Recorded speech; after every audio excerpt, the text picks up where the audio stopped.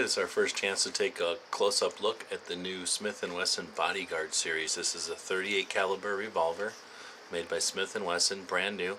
It's got a polymer and metal receiver, so it's a hybrid.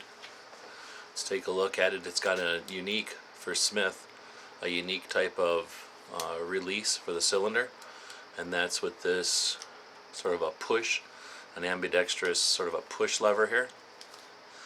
And when you push that forward, push it forward, it's going to knock right out. The only reason it didn't knock right out for me is because I had it sort of halfway in and halfway out. But I don't want to make it seem like it's not easy to pop out. So again, you can pop it out, do your reloading. Got an interesting sort of design to it. It's basically the normal or the standard cylinder, but you can see where the polymer here, and then of course a rubberized grip. It's got the laser warning because this one has an insight laser on board, and there's the button. So there's pulsing and regular laser. We can see the rifling.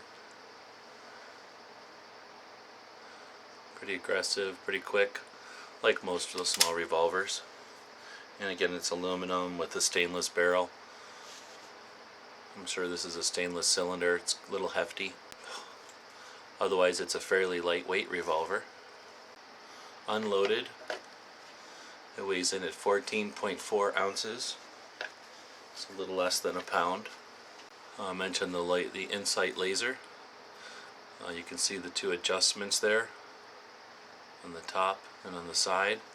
The gray button there is its activation button, which is obviously very easy to get to with when you're shooting left-handed, but it's still easy to get to right-handed. And you tap the button once for a solid laser. Tap that button a second time, you've got a pulsing laser.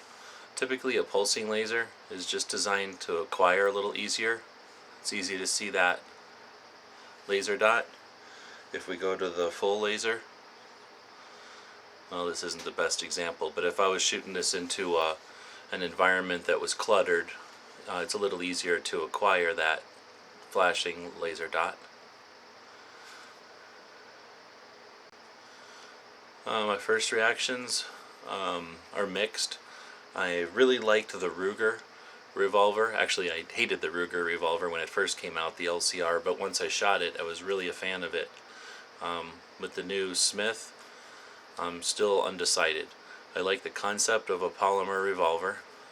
That does help in reducing recoil, at least on the Ruger, and definitely aids in reducing weight. Unfortunately, it doesn't seem like it reduced cost, which would be great, and I'm not sure. They put a lot of changes into this one. So they changed to a polymer. It's their first polymer revolver. They changed to this type of release, and for me, one of the reasons I like a Smith so much is because of the standard Smith release right here, so you can push forward with your thumb. So pushing forward in a different part of the revolver is going to be a change for me. I think if you're coming into a revolver new, then obviously this will be less of an issue for you. But if you're like me and you're familiar with a typical style release for the cylinder, this is going to be different, and whether or not that's an advantage or disadvantage for you. Lastly, though, is the activation of the laser. I can't complain too much because of the placement of the laser.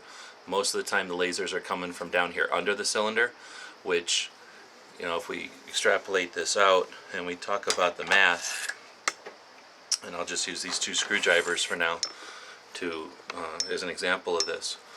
But if we were talking about a typical laser, you've got your bore, the direction of the path of the bullet, and if your laser is down here, it's got to make some sort, and I'm exaggerating of course, but it's got to make some sort of a shift in order to get up to the path of that bullet, where with this one, it's running very parallel with the path of the bullet.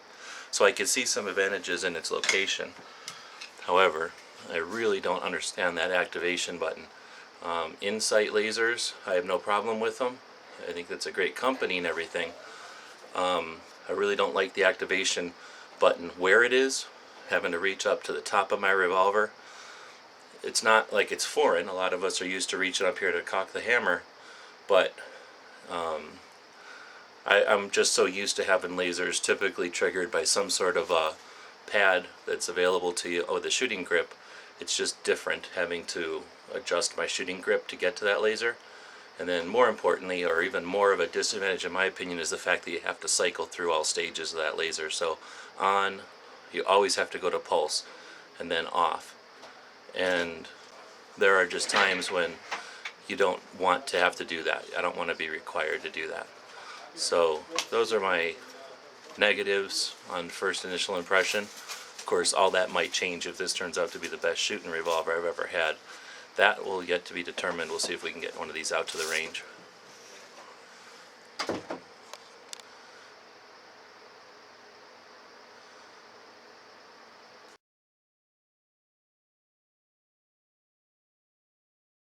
The guys and gals of GunWebsites.com encourage you to take a CCW class every year, practice at least once a month, and carry every day. Thanks for watching GunWebsites.com.